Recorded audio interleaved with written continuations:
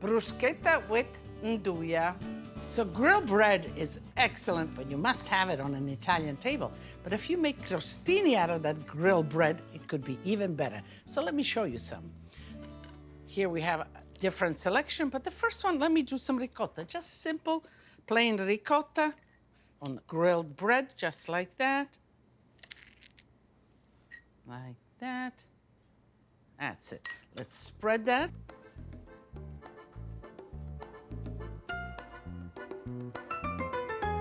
Right. An anchovy, fillet of anchovy. 1, 2, just like that. A little bit of peperoncino, just a little bit, Give it a little bit of that zest. A little bit of olive oil, just a drizzle of olive oil. And this is a great crostino, and it's called ricotta elettrica, electric ricotta, because it has all those flavors. And Chef Fortunato Nicotra at Lidia makes it all the time for the bar menu or an aperitivo, and it's just delicious and easy to make, just like that. So that's one. Let's go to the next one. Nduja. You could call it a sausage, but it's not. It's a paste. And it's a paste of the bacon with peperoncino, the spicy peperoncino. Typical of Calabria. Down there, peperoncino reigns. And so to preserve the meat from the pork, when they kill it, they make it into this paste. Add a lot of peperoncino. Peperoncino will preserve it. And this paste that turns just like that will last the whole year. And in Calabria, they're certainly going to make a crostino, which I'm going to show you, but they use it in pasta sauces. When they make pasta, a tablespoon in that, a teaspoon in the soup, just mix it in. It gives it all that flavor. But let's make crostino. This is a big loaf, so let's cut it like that. Yeah, that looks good. Okay. And, you know, all you do is you spread it.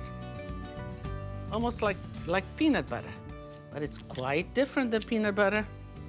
It's spicy, it's zesty, and very typical when you visit a home in Calabria. One of the first things that you will get is one of these, just to munch on while you have your glass of wine, while you're waiting for your meal.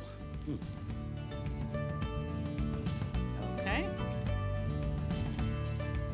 And you can just leave all of this. You can make the bruschetta just like that for your guests, but you could also leave your toppings and the bread and let your guests make some. So I would just add a little bit of freshness and color with some scallions or whatever other vegetable you might have chopped fine like that. That's one.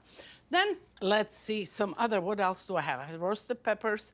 I have the smothered onions, and peppers and onions are always delicious. So let's just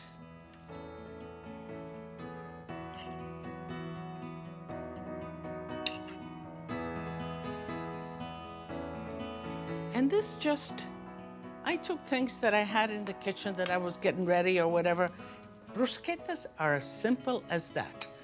What you have, a little bit of leftover vegetables or a little bit of smothered onions, as you see here, or just a little slice of prosciutto left over, or if you have your Nduja in your refrigerator, that lasts forever. So here we are.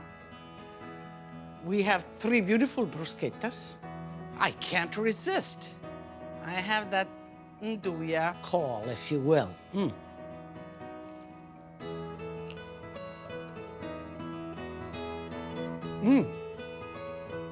Spicy, breaks up your palate, but it has a lot of deep flavor.